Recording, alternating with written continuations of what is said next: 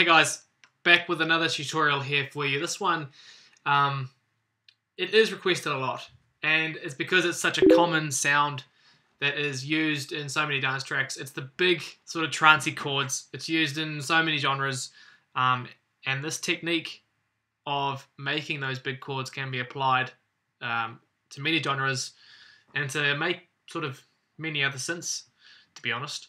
But the problem is when I hear demos or I hear stuff that I'm listening to on the internet, people are trying to be making it difficult for themselves. They're trying to do all the hard work and get this massive synth and only using, one instance of the synth, like one Silent or one massive.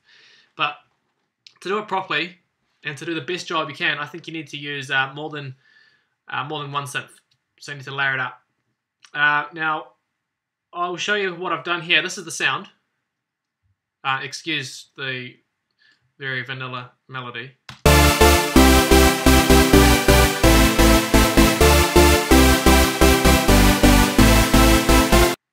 Okay, so that's the sound that I'm going to show you how to make.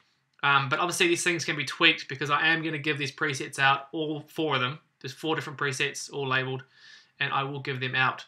And you can obviously tweak them to make your own big chords and stuff like that. But it's the theory behind it that I want to just quickly show you.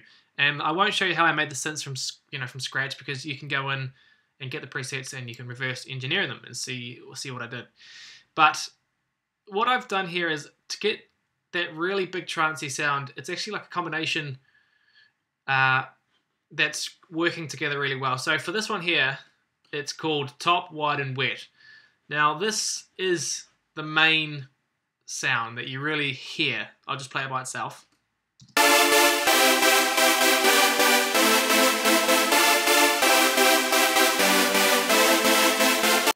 So this is the main trance sound. So what I've done with this one is, this is the high synth, okay? So this one really sits on top of all the layers. Now this particular synth is responsible for being extremely wet with all the, with all the effects, with the huge reverb. So this one is making it sound really big. The reverb helps it, blend into the distance and sound like it's gigantic, and it could, fill up a big festival. So that's what this synth is doing. So it's got a bit of chorus. Like I say, it's got a big reverb. The EQ is, slowly taking out the low end. Now, I would recommend, once you get these synths, you can then go in and do your own EQing. But I have made these as good as I can using only massive.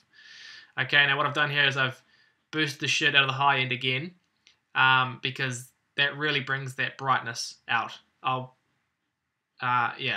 really do recommend that with this top synth, you really give it some, plenty of presence up the top end. So there's that.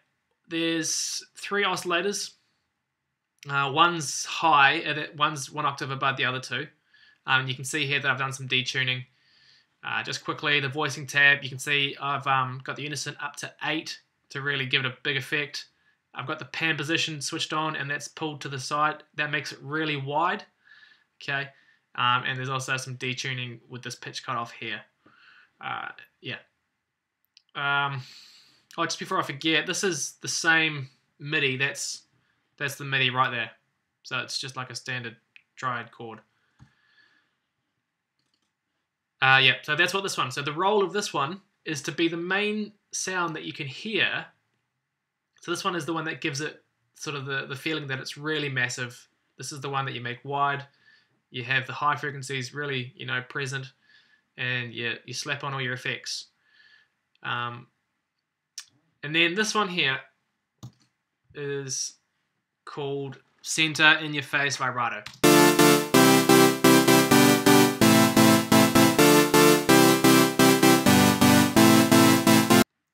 Now the role of this one is to cut through the whole mix of the sound, okay? So the other one sits on top, sits and sounds all pretty. This one is helping, once you merge these two together, all of a sudden now, this one here has helped bring the sound and sit it right in your face, okay? Now, this is because in this one,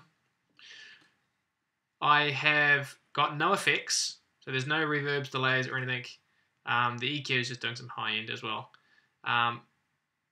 Yeah, so this one here, there's no reverb. You can see I haven't got much release on this one, and it's just got two oscillators, not really any detuning going on. And sorry, in the voicing tab, I've brought the unison down to 1, and you can see here none of these here are engaged.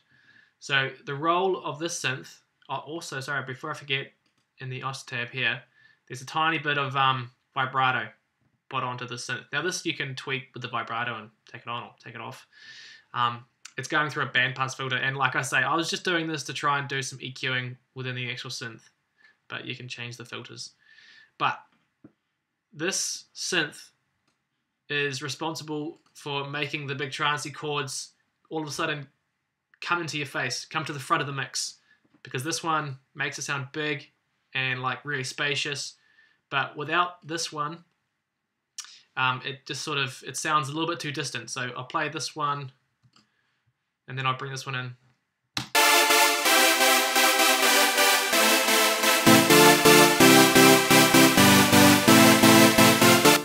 Okay, and then this one here, just quickly.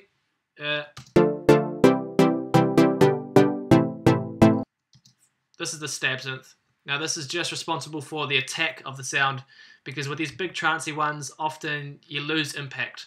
So this synth here is just for the attack, to give it some nice, really stabby feeling when the chords are playing. Let's see what I've done for this one. This one is 3 oscillators, but the main thing that the synth has got going for it, see there's no effects here.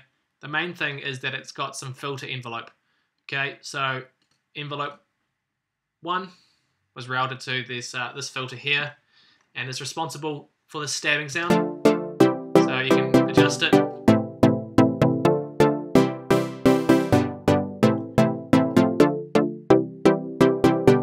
So you can go in there and you can play with that yourself. Sounded wrong. Anyway, we will show you what the last one is. Also, with the stab synth, with the voicing, I did put a bit of width on this one.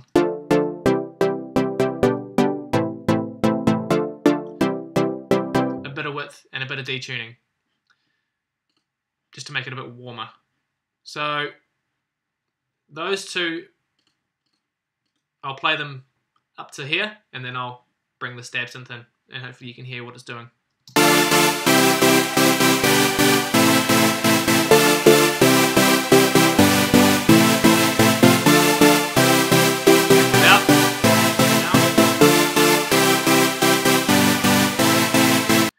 Again, the stab just helps it come in to the front of the mix and hit you in the face. And then the final one is just because you need this. Now, before I forget, these 3 synths were all in stereo. You can see down here with the double channel. And this one here, massive, has been put into mono. So obviously you just make sure it's ticked mono. And before I forget, you can see I've just used the root notes, the bottom note of the chords, because if you try and play a chord with a bass, you're mental. It's not going to work. So make sure you just have just the bottom root note. And for this one, again, is pretty simple. Just 2 oscillators. One's a saw wave, one's a sine wave. The cutoff is running through a cutoff, and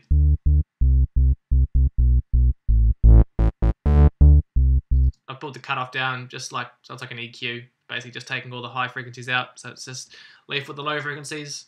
No effects, pulled the high shelf down. But if I always do this with my sort of bass and subs, I add a bit of feedback.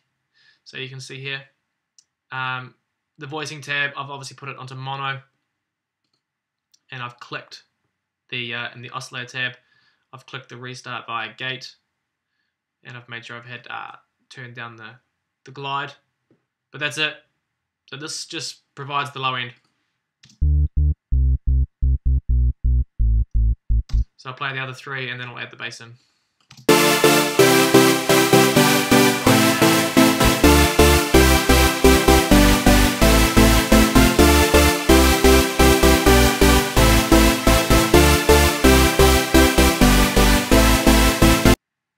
So that's it. Again, they all explain what they do. So this is the one that really makes it sound huge. This is the one that brings everything and sort of brings it into your face. So it's got like a really good depth to it. You know, it sounds like it's a long way away, but also you can feel it right, you know, at the center of the mix. This one is for the attack. So it, you know, the whole synth actually has a bit of stab, and as well as, you know, it does help bring it in your face. And this is just the low end, just so it has a nice warm bottom to sit on. All right, that'll be available for a free download off the. I'll put them in like a little zip and I'll put it on my Facebook thingy. And yeah, hopefully I'll be back again with another tutorial. And yeah, wicked. All right, cheers. See you guys.